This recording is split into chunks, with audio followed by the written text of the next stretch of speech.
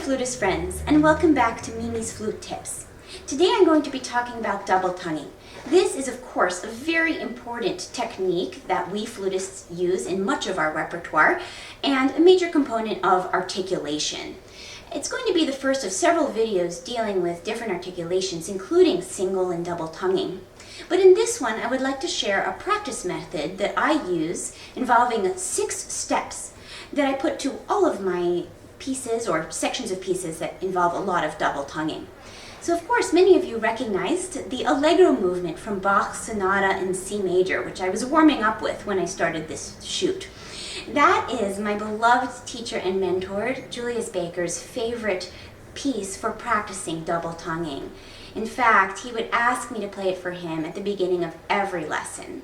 So I've been practicing it every day for a very long time. It's also, because of its continuous articulation use, a wonderful example for practicing my 6-part method. The first thing that you do is you play it more slowly with your metronome, all slurred.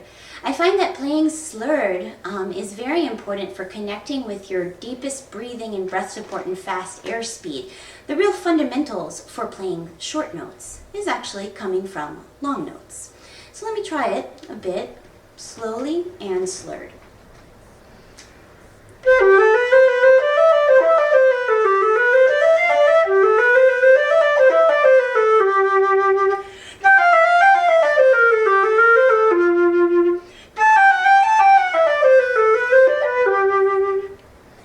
After you work on that, the second part of my method involves, well, playing separately but not using your tongue.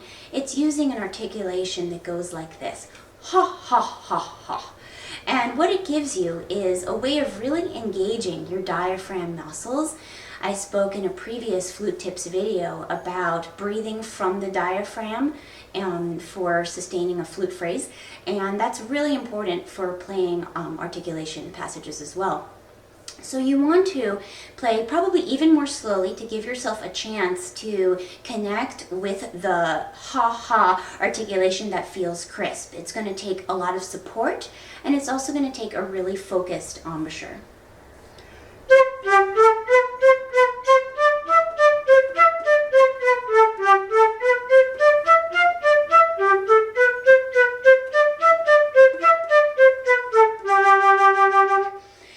Sometimes have my students feel my stomach jumping a little bit with every ha-ha, and I sometimes feel theirs as well. Of course, we ask ourselves permission if that's okay, but it's just a great way to feel that you're really having that muscular connection in your abdominal area with the support muscles. Then after that, you want to go to single tonguing, but a single tonguing that is enriched with the practice of the diaphragm. So it's, instead of just saying ta-ta-ta-ta-ta, it's like ta-ta-ta, a ta with a ha in it.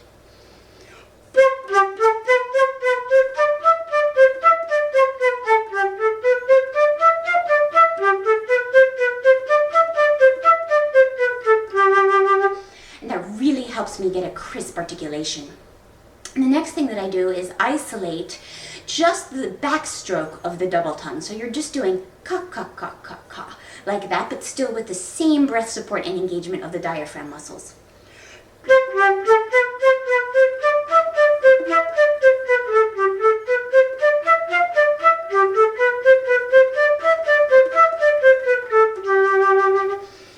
So this is really important because in double tonguing, the ka, or if you're doing a more legato, maybe the ga sound, happens on the weak part of the beat and also is a bit more guttural because it's back in your throat. So isolating that part of the stroke can really make it as crisp as the front part of the stroke, or the ta, that you do much more frequently.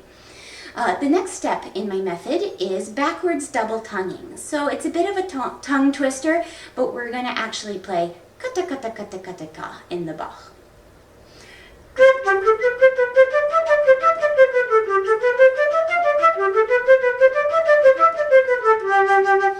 It gets a little harder as it gets faster.